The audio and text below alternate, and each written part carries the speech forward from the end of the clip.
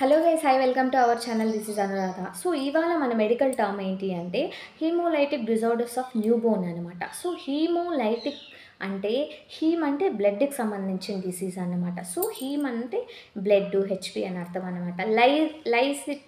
Lysis కానీ lytic కానీ అంటే బ్రేక్ డౌన్ అనమాట. సో ఏదైనా బ్రేక్ డౌన్ అవి డిస్పోజ్ అవుతుంది అనమాట. సో లైటిక్ అనే టర్మ్ని ఇలా యూజ్ చేస్తారనమాట.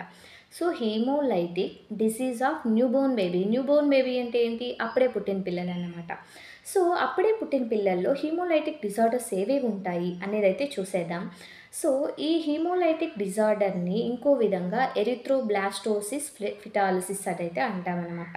ఎరిథ్రోబ్లాస్టోసిస్ ఫిటాలిసిస్ అనమాట. ఫిటాలిసిస్ అంటే ఫీటస్కి సంబంధించిన విషయం అనమాట, బేబీకి సంబంధించిన విషయం అనమాట. సో ఈ డిసీజ్లో ఏమవుతుందంటే ఒకవేళ ప్రెగ్నెంట్ అయినప్పుడు మామూలుగా హెల్త్ చెకప్స్కి వెళ్ళినప్పుడు హెచ్బి చూస్తారనమాట. బ్లడ్ చూస్తారు, హెచ్బి ఆర్హెచ్ ఫ్యాక్టర్ అనమాట, బి పాజిటివా నెగిటివా అనేది అయితే చూస్తారనమాట.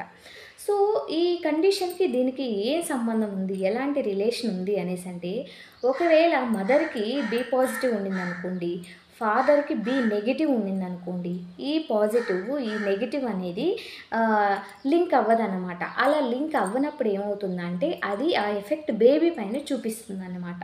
సో బేబీ పైన చూపించినప్పుడు ఏమవుతుందంటే బేబీలో ఏమవుతుందంటే బేబీలో అయితే ఈ హీమో ప్రొడక్షన్ అనేది జరుగుతుంది కదా, బ్లడ్ అయితే ప్రొడక్షన్ అవుతుంది కదా, ఆర్బీసీ అయితే ప్రొడక్షన్ అవుతాయి. సో ఆర్బీసీ ప్రొడక్షన్ అప్పుడు ఏమవుతుందంటే ఆర్బీసీ నార్మల్ కౌంట్ డేస్ ఎంత? 120 డేస్ అనమాట. సో ఆర్బీసీ పుట్టడం 120 డేస్ తర్వాత చనిపోవడం అంటే జరుగుతుందన్నమాట.